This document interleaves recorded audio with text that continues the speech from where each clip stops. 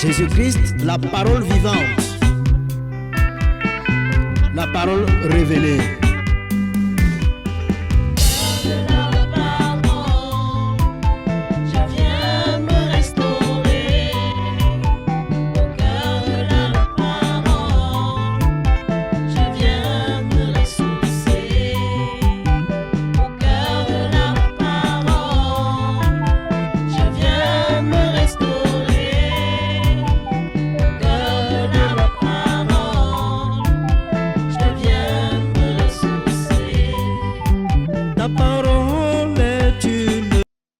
Voilà. Vous savez que nous sommes en train de voir l'importance de la croix. Si nous disons que la croix est le symbole fort du christianisme, alors tout chrétien doit bien connaître l'œuvre de la croix. Bien connaître son importance, bien connaître ce qui s'est passé à la croix et pourquoi ce qui s'est passé s'est effectivement passé. C'est très important. Si tu ne peux pas connaître cela, tu n'as pas le droit de dire que tu es chrétien. Et c'est la vérité. Parce que c'est à la croix que Jésus-Christ a fait de nous des enfants de Dieu, qu'il a fait de nous des citoyens de la patrie céleste. C'est à la croix. Donc, c'est très important de connaître, de comprendre l'œuvre de la croix. Et c'est là-dessus que nous sommes depuis en train de... Nous continuons donc. Nous avons travaillé dans Éphésiens chapitre 2. La fois passée, versets 11 à 22. Aujourd'hui, nous allons travailler dans Colossiens chapitre 1, versets 20 à 23. Colossiens chapitre 1, à partir du verset 20 au verset 23. Il a voulu par lui réconcilier avec lui-même, tant ce qui est sur la terre que ce qui est dans les cieux, en faisant la paix par lui, par le sang de la croix. Et vous, qui étiez autrefois étrangers et ennemis par vos pensées et par vos mauvaises œuvres, il vous a maintenant réconciliés par sa mort dans le corps de sa chair. Amen. Amen. Pour vous faire paraître devant lui saint, irrépréhensible et sans reproche, si du moins vous demeurez fondés et inébranlables dans la foi, sans vous détourner de l'espérance de l'évangile que vous avez entendu, qui a été prêché à toute créature sous le ciel, et dont moi, Paul, j'ai été fait ministre. Amen. Voilà ce que le Seigneur dit. Quand nous disons que la croix est le symbole fort du christianisme, c'est une chose qu'on peut démontrer de Genèse à Apocalypse. Le chrétien d'aujourd'hui devrait être capable de voir la croix dans tous ses aspects. Et de voir le mystère de la croix se dessiner dans tout ce qui concerne la vie chrétienne. Le chrétien d'aujourd'hui devrait voir ça. Donc, la croix, ce n'est pas le morceau de bois qu'on attache sur une médaille, une chaîne, on met ici au cou, on marche avec. Non. Regardez comment la croix est bien visible dans ce passage. Verset 20. Il a voulu par lui réconcilier tout avec lui-même, tant ce qui est sur la terre que ce qui est dans les cieux. Et là, vous vous souvenez de ce qu'on avait vu dans Éphésiens chapitre 1. C'est la même chose qu'il dit ici. Nous avons vu dans Éphésiens chapitre 1 que Dieu a réconcilié par le sang de la croix, il a réconcilié le ciel et la terre. il a réconcilié ceux qui étaient dans le ciel avec ceux qui étaient sur la terre. C'est pourquoi, quand on est chrétien, on vit sur la terre, mais on est citoyen de la patrie céleste. Et quand il faut adorer le Seigneur, on doit monter en esprit, l'adorer avec les 24 vieillards, avec les 4 êtres vivants et avec tous ceux qui sont dans les cieux, les anges. On doit se prosterner, on doit se retrouver autour du trône pour adorer le Seigneur. Et nous avons vu ça dans Apocalypse, je crois 5, où l'apôtre Jean expliquait ça, qu'il a vu toutes les créatures qui existent sur la terre quand il était autour du trône en train d'adorer le Seigneur. Alors que ces gens sont sur la terre. Cela veut dire que Christ a réconcilié le ciel et la terre de manière que à travers lui, nous puissions avoir accès devant le trône de Dieu pour l'adorer. À travers sa mort, nous puissions avoir accès au trône de la grâce pour adorer le Seigneur. C'est pour cette raison que quand Jésus est mort, le voile du temple s'est déchiré pour nous donner accès dans le lieu très saint pour adorer le Seigneur. Alors qu'avant ça, les adorateurs n'entraient pas dans le lieu très saint. Ils adoraient dans le parvis et dans le sanctuaire. En fait, ils adoraient dans le sanctuaire.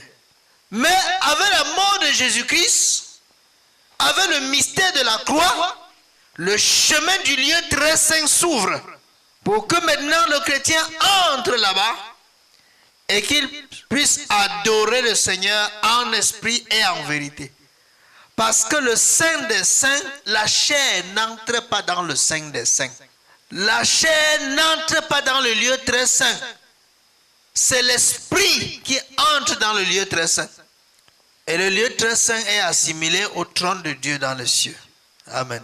Voilà pourquoi Jésus disait à la Samaritaine, l'heure est venue où les vrais adorateurs sont ceux qui adorent le Père en esprit et en vérité. Donc ce ne sont plus les gens qui adorent le Seigneur charnellement, à la manière du sacerdoce lévitique, mais ce sont ceux qui adorent le Seigneur en esprit et en vérité. Voilà. Donc ils ont la capacité d'adorer Dieu par leur esprit. Et si Jésus-Christ en montant, il est monté avec nous les captifs et il est assis sur le trône.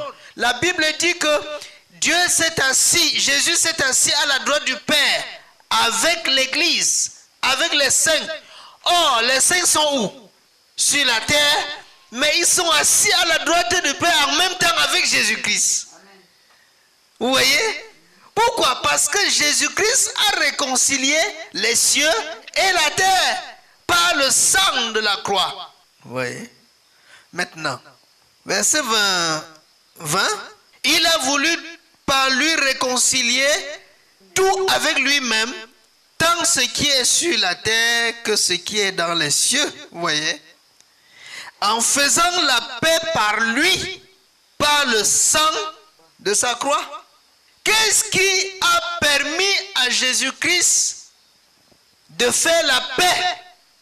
De faire la paix, de réconcilier le ciel et la terre? C'est son sang. C'est la croix. C'est la croix. C'est la raison pour laquelle, quand Jésus est mort, on a percé son côté pour que le sang là coule. Deux choses ont coulé, le sang et l'eau. Vous voyez? L'eau qui a coulé, c'était la parole qui se verse dans le monde pour laver et pour purifier le monde. Le sang qui a coulé, c'est le sang de Jésus pour laver et pour purifier le monde.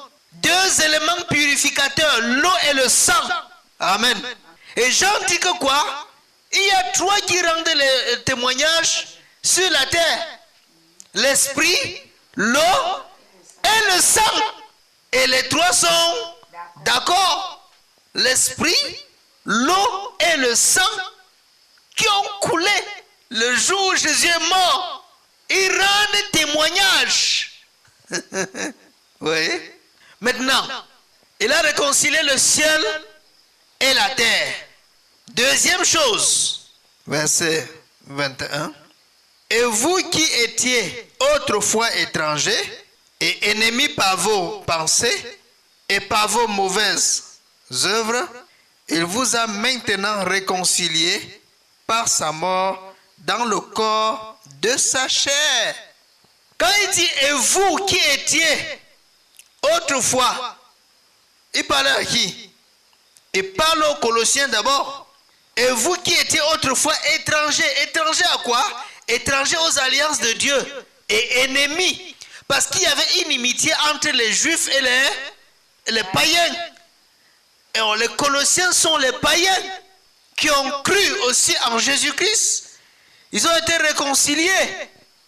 Et quand ce mystère de la réconciliation a eu lieu, l'apôtre Paul dit maintenant il n'y a plus ni juif ni grec. Il n'y a plus esclave ni libre. Il n'y a plus ni libre ni esclave ni libre ni homme ni femme. Mais tous nous sommes devenus un en Jésus-Christ. Donc le mur de séparation est ôté. C'est pourquoi ils ne sont plus ennemis. Donc la mort de Jésus-Christ ici maintenant dans le deuxième passage, dans le deuxième verset, verset 21, réconcilie les hommes, les païens et les juifs, qui sont tous où? Sur la terre. Alors que dans le verset 20, la mort de Jésus-Christ réconciliait le ciel et la terre. Relation verticale. Dans le verset 21, la mort de Jésus-Christ réconcilie les païens et les juifs, qui sont tous sur la terre. Relation horizontale. Et maintenant, quand on rassemble le vertical, la relation verticale et la relation horizontale, on obtient la croix de Jésus-Christ. Le mystère de la croix. Vous voyez? Or, celui qui lit la Bible pour lire, qui lit la Bible comme un intellectuel seulement, ne peut pas voir la croix dans ce passage. Il ne peut pas voir la croix. Parce qu'il n'a pas les yeux pour voir. Il n'a pas les oreilles pour entendre. Nous devons arriver à un niveau où nous voyons, les réalités spirituelles qui sont couchées noir sur blanc dans la parole. Et c'est ça qu'on appelle la révélation de la parole. Regardez très bien, verset 20. Il réconcilie le ciel et la terre. Ça, c'est vertical. Verset 21, il réconcilie les juifs et les non-juifs. Relation horizontale. Et maintenant, vertical plus horizontal, ça nous donne la croix. Amen. C'est ça. Très important. Donc, on ne peut pas être un vrai chrétien si on n'a pas compris le mystère de la croix. Puisque c'est à la croix que nous sommes sauvés. C'est à la croix que nous sommes réconciliés avec les frères. Nous avons vu la fois passée, dans Ephésiens chapitre 2, on a vu que c'était la formation, une autre importance de la croix, c'était la formation du corps de Christ. Et c'est ça que nous avons pris dimanche en disant, tu n'as voulu ni sacrifice, ni holocauste, mais tu m'as formé un corps. Et je viens avec ce corps pour faire ta volonté. Donc il nous a réconciliés les uns avec les autres. Les juifs et les païens ont été réconciliés par le mystère de la croix. Vous voyez? Donc, pour être un homme de Dieu, il faut d'abord comprendre le mystère de la croix. Parce que c'est le symbole fort du christianisme. À la base, un vrai chrétien devrait maîtriser, connaître l'œuvre de la croix, ce qui s'est passé à la croix. Et connaître ce que cela implique. Vous savez pourquoi il faut connaître ça? Parce que toute la puissance de la vie chrétienne repose sur la croix. La croix, c'est la puissance de Dieu. C'est la puissance de Dieu qui sauve le monde. Le mystère de la croix, l'apôtre Paul dit que c'est un scandale pour les Juifs. La croix est un scandale pour les Juifs et une folie pour les Grecs. C'est un scandale pour les Juifs. Pourquoi? Parce que les Juifs n'arrivent pas à comprendre comment on dit que le Messie qui vient pour délivrer les Juifs, il meurt. Et où? À la croix. La mort des brigands, la mort des malfaiteurs, c'est lui qui vient délivrer le peuple Israël. Il meurt là-bas. C'est un scandale pour le Juif. Parce qu'ils attendaient un Messie comme les juges de l'Ancien Testament qui venaient et qui étaient des meneurs d'hommes et qui conduisaient le peuple en guerre et qui délivraient le peuple. Ils attendaient ce genre-là parce que c'est ce que Dieu avait l'habitude de faire. Quand Dieu a sorti une autre carte, ils étaient tous perdus, ils étaient en brousse. Vous voyez? C'est la raison pour laquelle, quand Jésus dit qu'il va mourir à la croix, mais Pierre dit, mais à Dieu ne plaise, ne parle plus de ça. La Bible dit que Pierre l'a repris à part il a amené à part pour le reprendre. Il dit, comment? On dit que tu es le Seigneur. Nous avons eu la révélation que tu es le Messie, tant attendu, le Fils du Dieu vivant. Et toi, tu oses dire publiquement que les Juifs vont te lapider, vont te finir, vont te tuer. Et où à la croix? La croix des malfaiteurs, des brigands. C'est Jésus. Tu as perdu un peu la tête. Donc, c'est un scandale pour le Juif que le Messie qui vient sauver le monde meurt à la croix avant de sauver les gens. C'est un scandale. Et c'est en même temps une folie pour les Grecs, c'est-à-dire pour les païens. Comment vous allez dire à un Grec que les gens là attendent le Messie depuis des siècles? Et le Messie a été annoncé par les prophéties, dans les psaumes. Les prophéties ont annoncé. Et maintenant le Messie vient. Il va mourir comme un bandit. C'est le Messie tant attendu qui meurt comme un bandit à la croix. Ah, c'est la folie. La folie des païens. Le païen voit ça comme une folie. Le juif voit ça comme un scandale. Mais l'apôtre Paul dit que ce qui est scandale pour les juifs et folie pour les païens, c'est ce qui est la puissance de Dieu. C'est ce qui est la puissance de Dieu. Hein? On va voir. Et c'est très important de voir ça. Très, très, très important. Regardons un peu. 1 Corinthiens 1, verset 18. Verset 18. 1 Corinthiens 1, 18. Car la prédication de la croix est une folie pour ceux qui périssent. Voilà. Mais pour nous qui sommes sauvés, elle est une puissance de Dieu. Car la prédication de la croix est une folie pour ceux qui périssent. Ça c'est 1 Corinthiens 1, verset 18. Et pour nous qui sommes sauvés, c'est quoi? Une puissance de Dieu. La puissance de la vie chrétienne vient du mystère de la croix. Vient de la mort de Jésus-Christ. Vous voyez? Verset 23. Nous prêchons Christ crucifié, scandale pour les Juifs et folie pour les païens. Voilà. mais puissance de Dieu et sagesse de Dieu pour ceux qui sont appelés, tant juifs que grecs, car la folie de Dieu est plus sage que les hommes et la faiblesse de Dieu est plus forte que les hommes. Mais puissance de Dieu, scandale pour les juifs, folie pour les grecs, mais puissance de Dieu. Sans le mystère de la croix, il n'y a pas de puissance dans le christianisme. C'est la croix qui donne au christianisme la puissance de Dieu.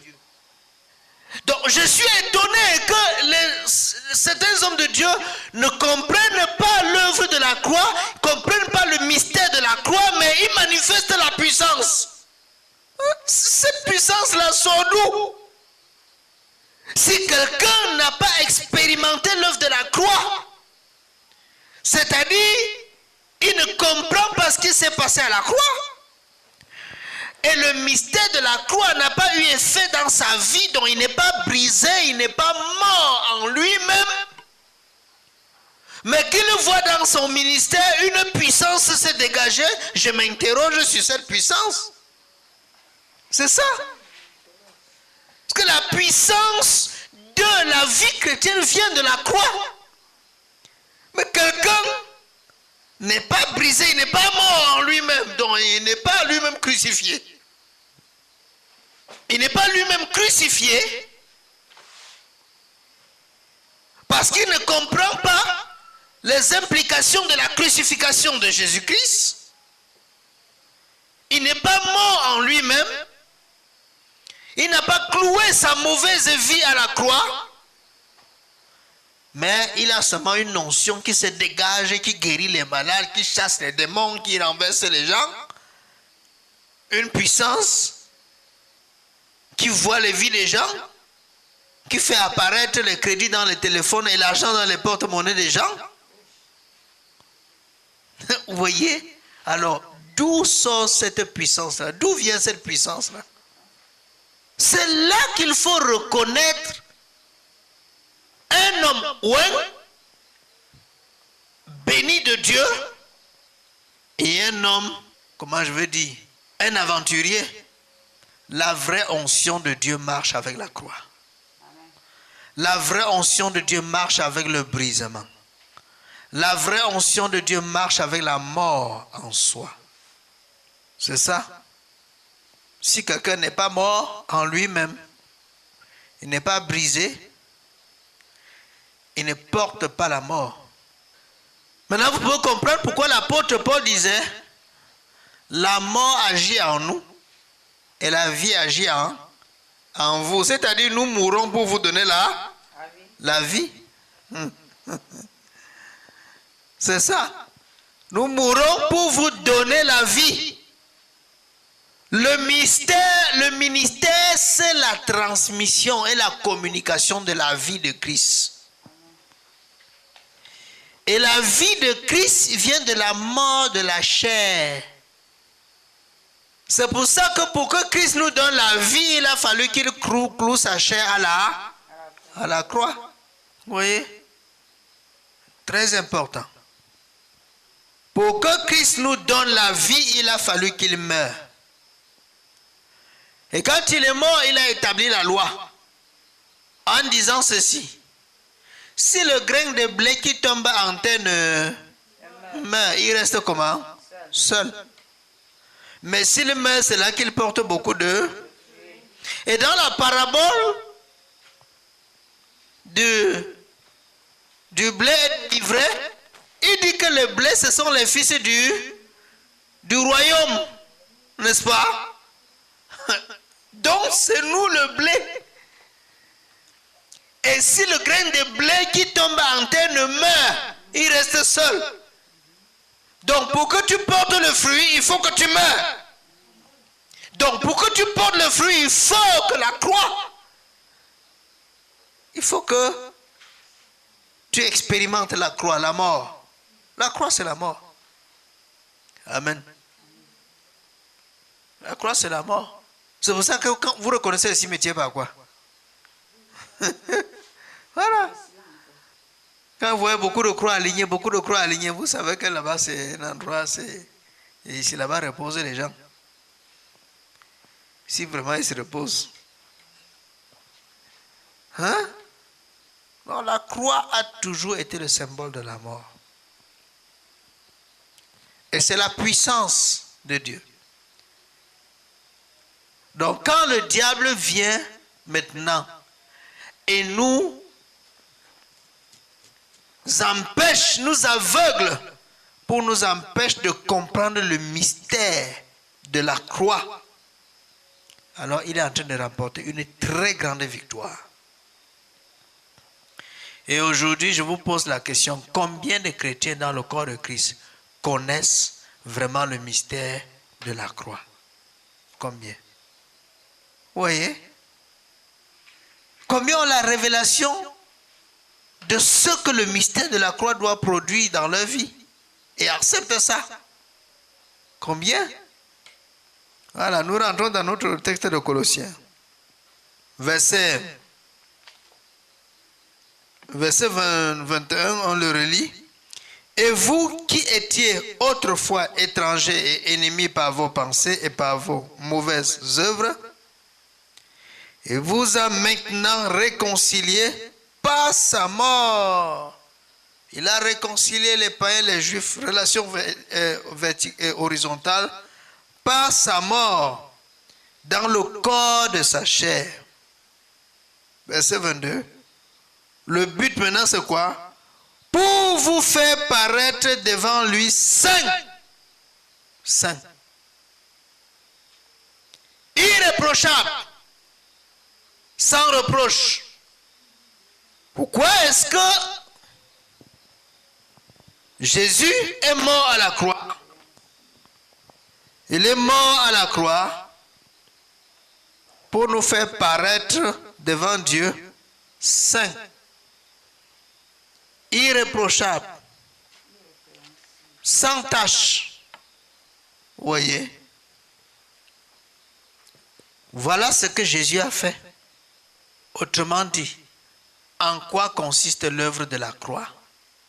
L'œuvre de la croix consiste à nous purifier de toutes nos souillures et de nous présenter à Dieu comme des hommes saints, purs, sans tache, irréprochables et parfaits. Vous voyez ça? Donc le ministère, c'est nous ramener, nous prendre des souillures et des ordures, nous laver, nous purifier et nous amener à la perfection. Nous amener à être saints et irréprochables devant Dieu. Tu prends quelqu'un qui est sale, qui est souillé, qui est impur, et tous les jours tu le laves, tu le nettoies, tu le purifies. Et là où on jette un coup d'œil dans Ephésiens chapitre 5, verset 25 en avant. Ephésiens chapitre 5. Afin de la sanctifier, en la purifiant et en la lavant par l'eau de la parole, afin de faire paraître devant lui cette église glorieuse, sans tache, ni ride, ni rien de semblable, mais sainte et irréprochable. Voilà là où ça nous conduit, à devenir sans tache, saint, irréprochable, pur devant Dieu, pour être en mesure d'entrer au ciel. Parce qu'il est écrit dans l'Apocalypse qu'aucune souillure n'entrera là-bas.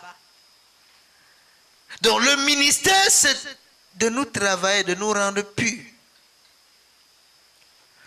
Tout ministère pastoral, prophétique, apostolique, ministère d'enseignant et ministère d'évangéliste, n'importe quoi, si cela ne contribue pas à rendre quelqu'un pur, c'est que c'est un ministère de l'Antichrist. C'est tout. Si cela ne contribue pas à te laver, à te purifier, si l'eau qu'on répand sur toi, vraiment, quand tu pars te laver là, tu puises l'eau propre ou bien l'eau sale? L'eau propre, non? Pourquoi tu ne puisses pas l'eau dans le torrent, là où l'eau a coulé, c'est petit rester calé là devant la porte? Pourquoi tu ne ramasses pas ça pour aller te laver avec? Parce que ça va augmenter plutôt la saleté, non? Et les maladies? Voilà ce qui se passe dans le corps de Christ. Au lieu de laver les gens et de les purifier par l'eau de la parole, on passe tout le temps à les arroser par l'eau sale, l'eau impure, l'eau souillée. Une parole de Dieu diluée ou détruite, vidée de son sens, vidée du mystère de la croix, vidée de tout ça, est une eau souillure. C'est une souillure, c'est une eau impure. Donc quand le diable a changé le message de l'évangile, il savait ce qu'il faisait.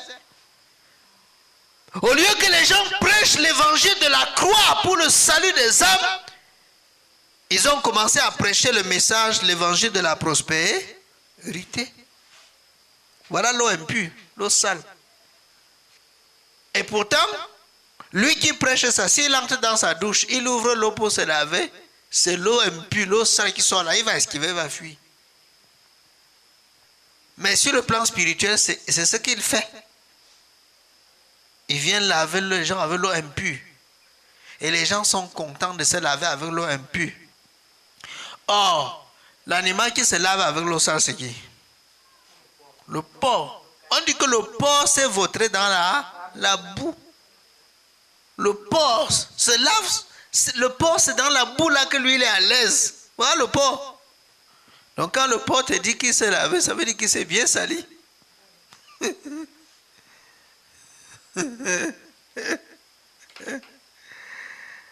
C'est terrible. Vous voyez? Le ministère consiste à laver les gens chaque jour par les enseignements jusqu'à ce qu'ils deviennent purs, saints, agréables à Dieu. Vous voyez? Galates 4, verset 19. Lisons en passant, avant de revenir. Galates chapitre 4, verset 19. Regardez l'apôtre Paul. Regardez en quoi consistait le ministère de l'apôtre Paul. 19. Galates 4, verset 19. Mes enfants, pour qui j'éprouve de nouveau les douleurs de l'enfantement, jusqu'à ce que Christ soit formé en vous, je voudrais être maintenant auprès de vous. Ça va. J'éprouve les douleurs de l'enfantement jusqu'à ce que qui soit formé en eux. Voilà le ministère. Travailler tous les jours de manière à ce que Christ soit formé en une personne. Que quand on le regarde, on ne le voit plus, on voit Christ. On voit la vie de Christ. On voit l'amour de Christ. On voit la vision de... On voit Christ formé en lui. Voilà ce qu'on appelle le ministère. Le ministère, c'est pas... Allez, power, power, receive. Pff, les gens tombent. Receive, receive. Pff, it's over.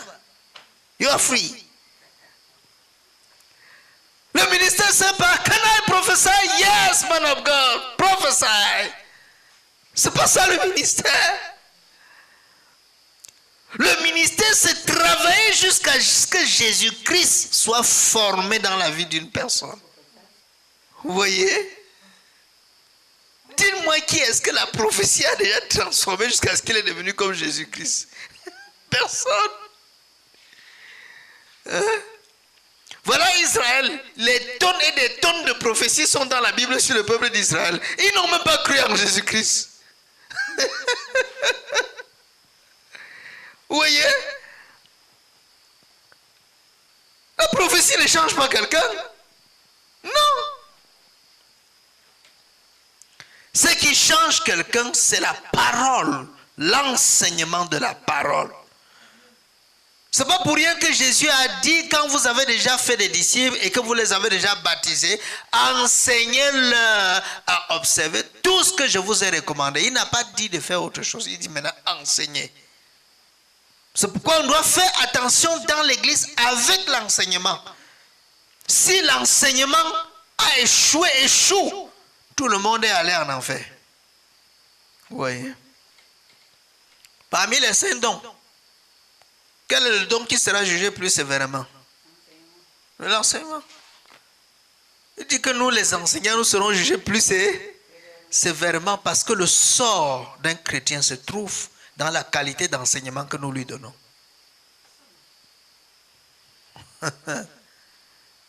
Tu prêches gauche, les gens auront une foi gauche. Tu enseignes droite, les gens auront une foi droite. Tu enseignes tordu, les gens auront une foi tordue. Tu enseignes avec l'hypocrisie, les gens auront une foi hypocrite. C'est ça. L'enseignement, c'est la lumière. La lumière qui éclaire. Rentrons dans notre passage de Colossiens. Verset 22. Pour vous faire paraître devant lui saint, irréprochable. C'est la même chose. Et sans reproche. Vous voyez? Voilà l'œuvre de la croix. Là où ça aboutit. Si quelqu'un est à l'église, il est chrétien et qu'il ne travaille pas à devenir irréprochable devant Dieu et devant les hommes. Il ne travaille pas à se sanctifier. Il a raté la trajectoire. C'est qu'il n'est pas sur le chemin du Seigneur. Même si c'est lui qui est l'ancien numéro 1 de l'église. Vous voyez. Voilà pourquoi le dépouillement est très important. Parce que le dépouillement, c'est quoi? C'est le fait de se dépouiller de tout ce que nous avons ajouté sur le temple de Dieu qu'il a créé. Il nous demande donc de nous dépouiller de ça. Pourquoi on doit se dépouiller? Parce que Dieu a déjà dit dans Genèse que tout ce qu'il a créé, il a vu que c'était bon. Donc tu n'as plus rien à ajouter. Dépouiller notre cœur, dépouiller notre corps et dépouiller notre cadre de vie. 3 choses. Dépouiller le cœur. Dans Marc 7, partie du verset 21, il raconte tout ce qu'il y a dans le cœur de l'homme. Mais on dit qu'on doit dépouiller le cœur de tout ça. Dépouiller le corps physique. Tout ce que nous avons ajouté sur le corps. La Bible dit que notre corps est le temple du Saint-Esprit. Celui qui détruit le temple du Saint-Esprit, Dieu le détruira aussi. Donc toutes les fois que tu ajoutes, tu ponces, tu rabotes le corps pour changer le teint que Dieu t'a donné, tu mets les fonds de teint parce que tu refuses le teint que Dieu t'a donné, tu mets les fonds de teint pour tromper les gens, pour paraître ce que tu n'es pas.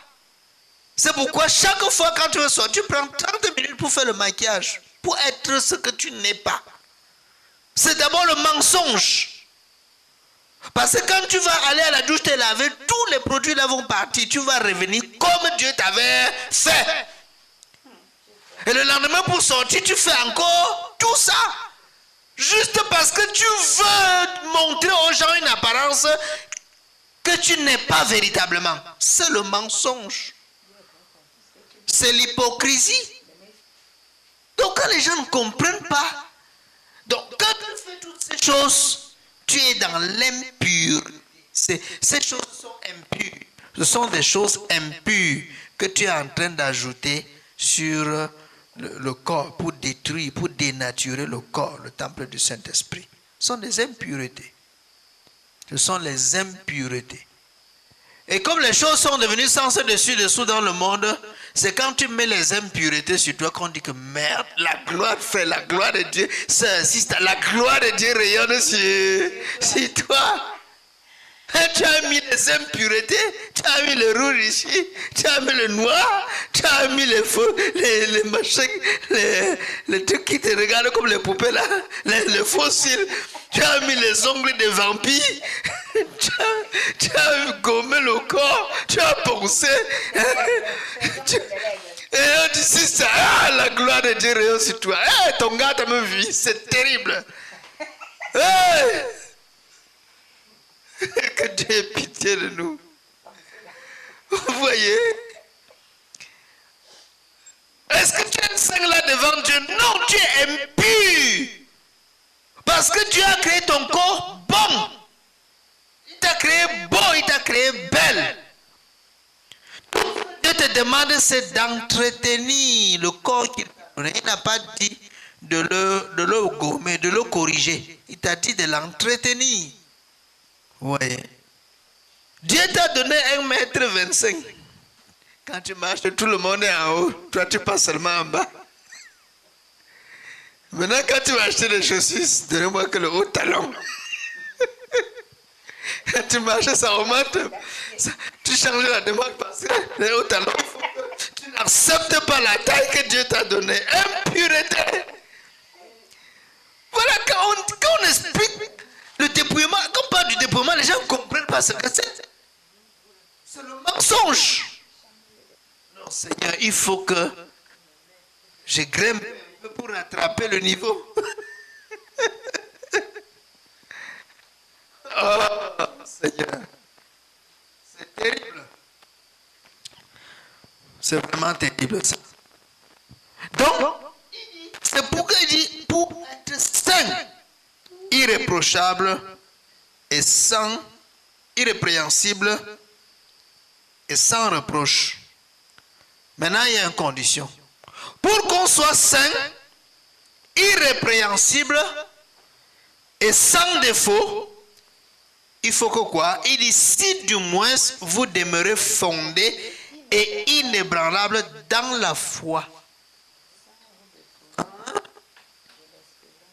Ça veut dire que ceux qui font ces choses-là ne sont plus dans la. Donc fais naufrage par rapport à la foi. Quand quelqu'un n'est pas dans la sanctification, selon ce passage, il a déjà fait naufrage par rapport à la foi. Il n'est pas resté inébranlable dans la foi. Colossiens, nous sommes au verset 23. Il a déjà fait naufrage par rapport à la foi. Si sa vision n'est pas la sanctification, si sa vision n'est pas être irréprochable, si sa vision n'est pas la purification de ses anciennes souillures, n'est pas le dépouillement interne et externe, si ce n'est pas ça sa vision, il a déjà fait naufrage par rapport à la foi. Même si c'est lui qui partage la communion. Donc c'est très facile de faire naufrage par rapport à la foi. C'est très facile de perdre la foi. Amen. Je vais vous montrer un passage. Vous allez maintenant comprendre pourquoi l'apôtre Paul avait dit ça. 2 Corinthiens 13, verset 5. 2 Corinthiens 13, verset 5. Examinez-vous vous-même. Examine-toi toi-même. Pour savoir si vous êtes dans la foi. Pour te rassurer que si tu es encore, si depuis que tu chantes, tu danses, tu chantes, tu fais toutes ces choses à l'église là, si tu es encore dans la foi. Parce qu'Anania et Saphir a chanté tous les jours, mais les gars n'étaient plus dans la foi. Alexandre le forgeron qui forgeait les gens à l'église, il n'était plus dans la foi. Les Diodrephes n'étaient plus dans la foi. Les Hyménée et Philette avec les Alexandre n'étaient plus dans la foi, mais ils étaient à l'église sans être dans la foi. Judas Iscariote, par exemple, il marchait avec Jésus, mais le gars n'était plus dans la foi. Et l'apôtre Paul dit, examinez pour vous-même pour savoir si vous êtes encore dans la foi. Éprouvez-vous vous-même. Éprouvez-vous vous-même. Ne reconnaissez-vous pas que Jésus-Christ est en vous? À moins peut-être que vous ne soyez réprouvés. Vous voyez, l'apôtre Paul parlait clairement. Examine-toi donc.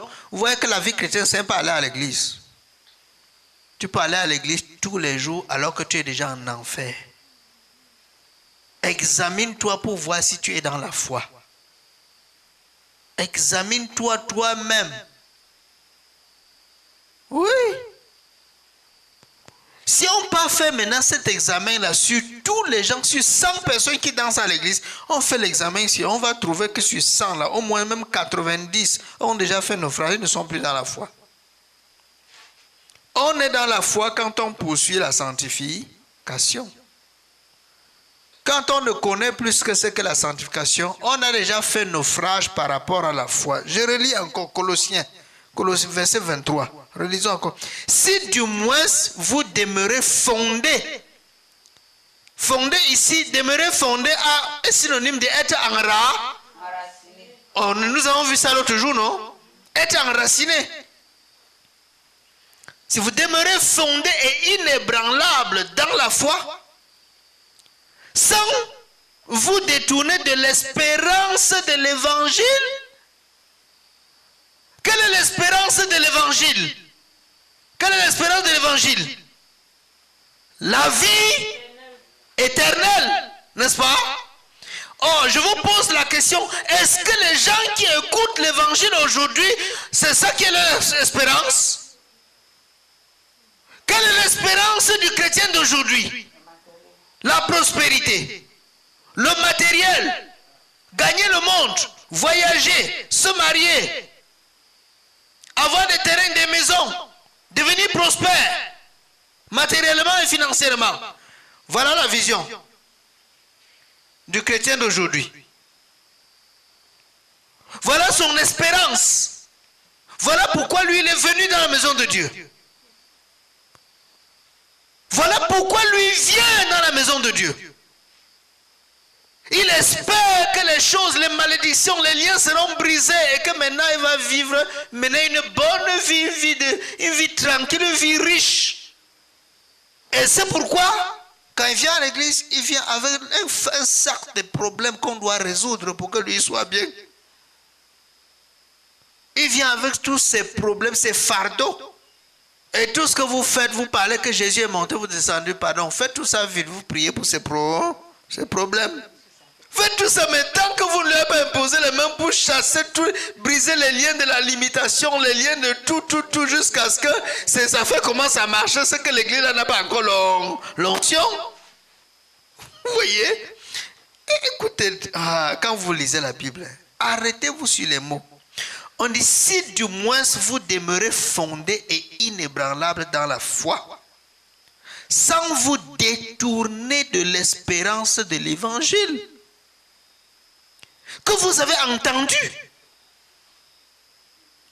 qui a été prêché à toute créature sous le ciel, et dont moi, Paul, j'ai été fait ministre. Vous voyez? Tu seras saint et irréprochable si tu ne te détournes pas de l'espérance du vrai évangile.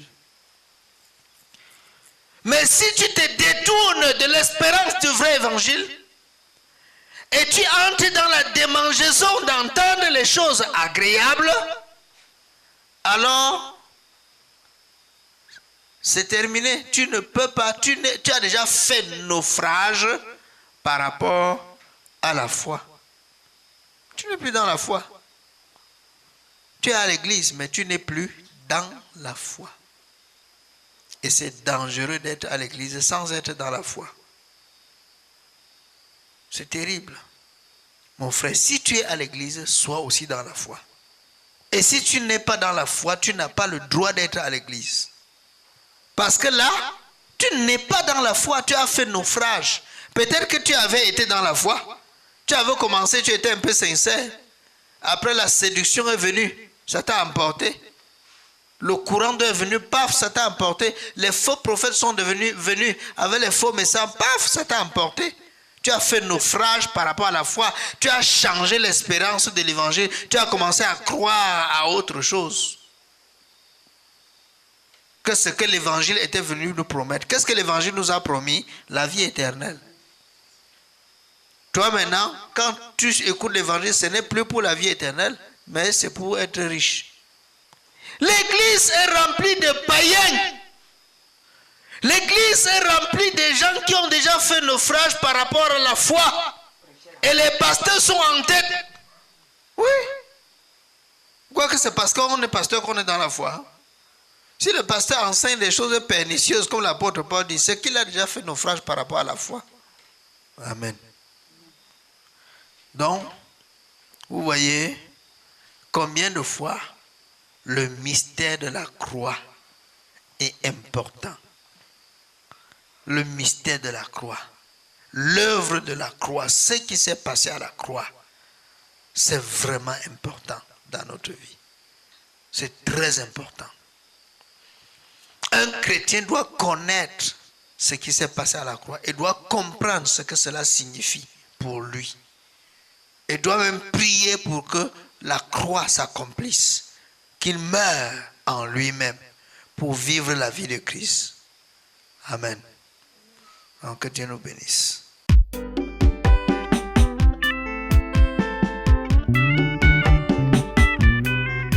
Jésus-Christ, la parole vivante, la parole révélée.